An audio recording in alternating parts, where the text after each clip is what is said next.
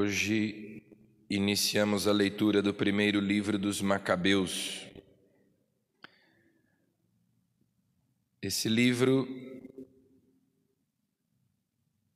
que não consta na Bíblia hebraica, porque foi escrito em grego, relata a resistência heróica de alguns judeus diante da dominação cultural dos gregos, na época de Antíoco Epifanes. Então, como nós ouvimos,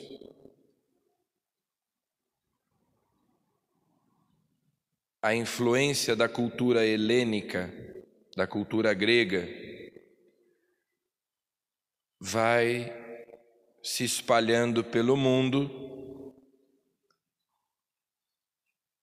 Os gregos tinham a filosofia. Alexandre Magno, da Macedônia, tinha estudado com Aristóteles e tinha espalhado a cultura grega em todos os lugares por onde ele conquistava povos, terras.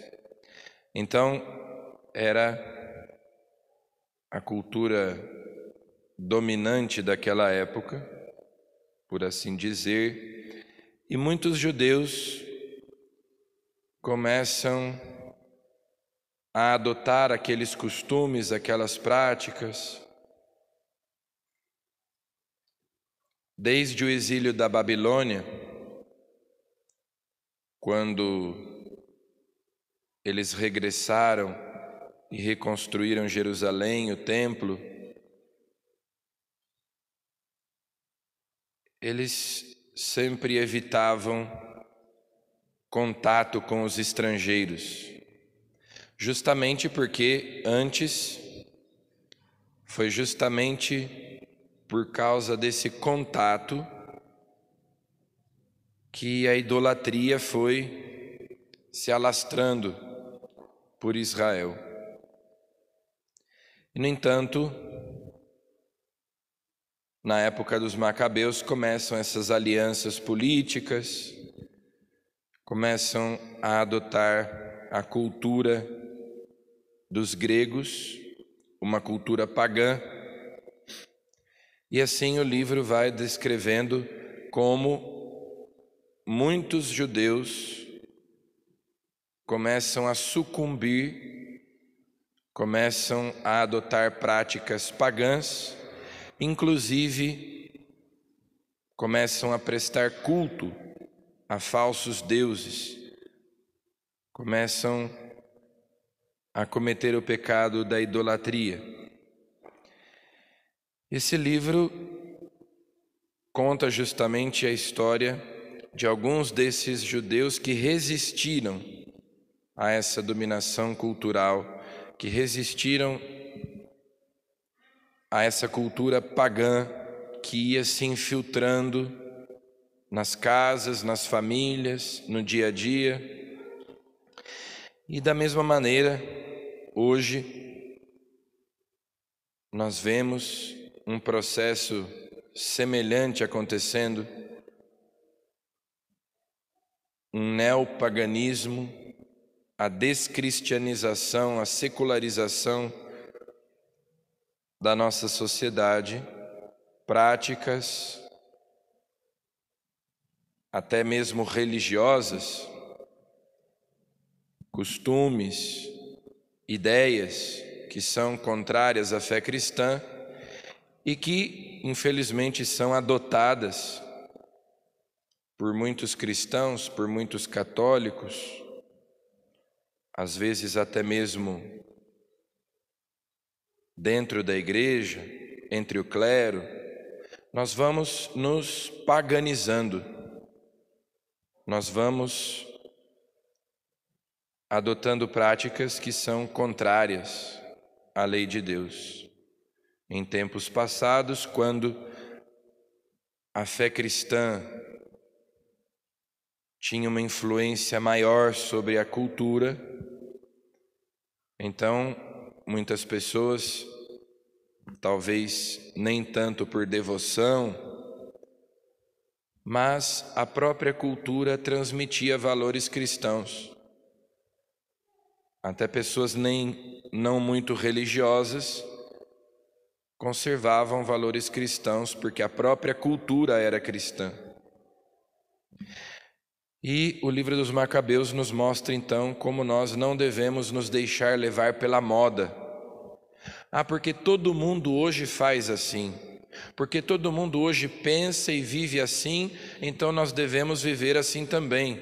Todo mundo se veste, todo mundo tem determinadas práticas, e nós, embora sejamos cristãos, devemos ir nos adaptando à mentalidade do mundo. E os Macabeus nos mostram justamente, como nós vamos acompanhar a sua história nos próximos dias, que nós devemos resistir a essa mentalidade pagã que vai se introduzindo,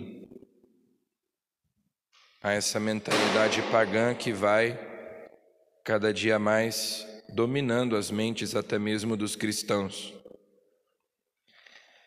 E no Evangelho nós ouvimos o relato de São Lucas da cura do cego Bartimeu.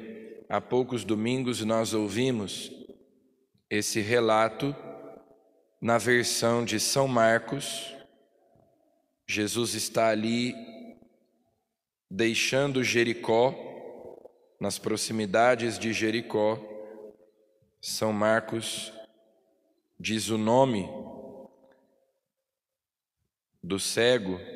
São Lucas diz apenas que era um cego que pedia esmolas, mendigo. E nós temos aquele diálogo então entre Jesus e o cego. O cego que fazia uma profissão de fé na messianidade de Jesus, chamando-o de filho de Davi.